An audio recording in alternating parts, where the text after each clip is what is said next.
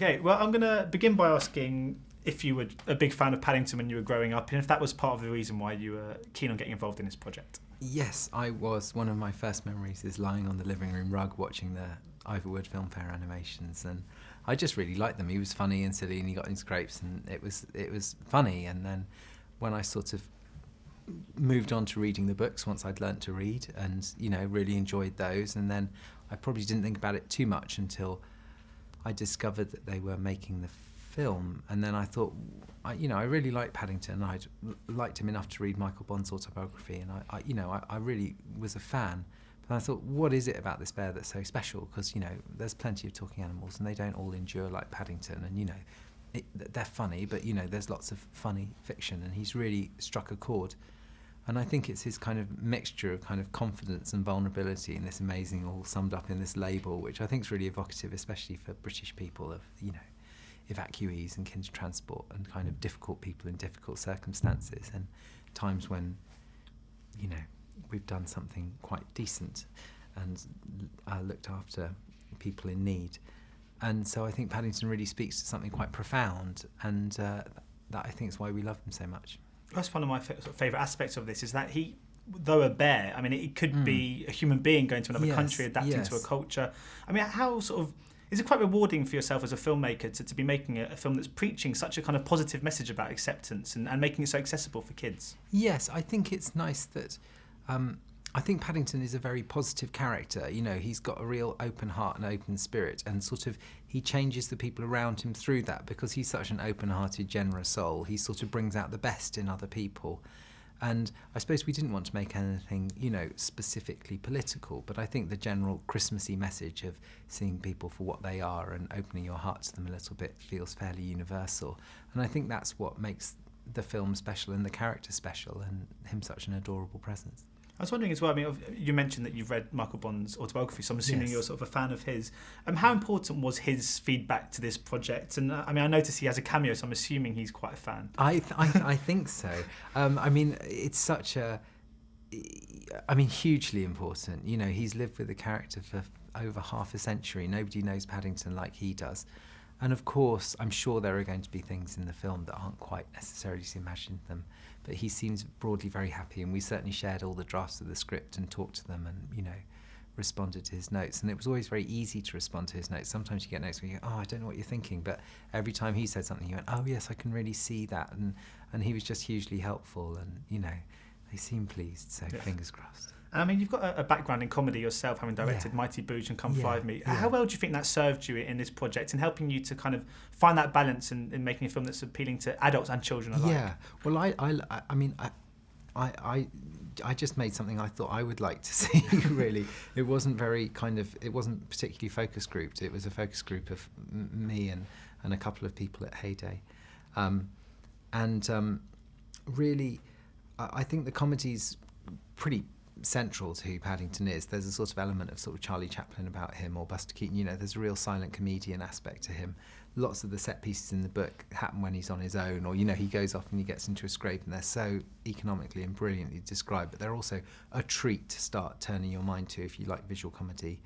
And I've done lots of that in my past, so that was a fun aspect to play with. At the same time, I was trying to tell a story which got maybe slightly bigger resonance. So it was great, and it was nice to be able to call on old friends to come and help out in the cast as well. Matt Lucas came down, and a few other people, so it was really nice. Because I love the sort of the world created, because in a sense that obviously it's a talking bear, so we have to suspend our disbelief. But yes. I felt like London, though real, and the locations felt real, it all felt like it was a sort of fantasy world. Like it wasn't actually a real place. No, was that exactly? That was it. Yes, good question, and it's the answer.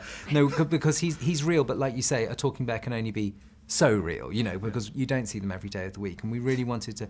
What's so lovely in the books is nobody's pointing and screaming, going, oh my God, there's a talking animal. So we wanted to make a world where it felt a talking bear would be an oddity, but not completely, call the police, there's a, psychopath on the loose. So we wanted to make London ever so slightly heightened in the way a talking animal is ever so slightly heightened. So it's really nice to get to turn London into this beautiful, perfect version of London, and have a talking Paddington walking through it is pretty much my ideal job.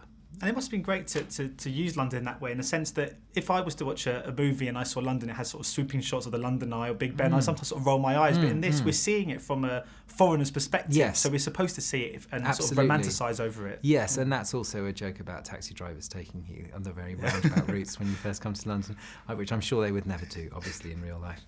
But it's been known to happen in fiction. And and so it's very much seen through Paddington's eyes. So it's glorious, and because London is all these things. It's the perfect heritage, wonderful city with, Maida Vale Underground Station and Big Ben and these glorious, beautiful things. But it's also a city of sort of underpasses and slightly frightening places, and it can also be a big, scary, lonely place as well. And hopefully we've tried to keep the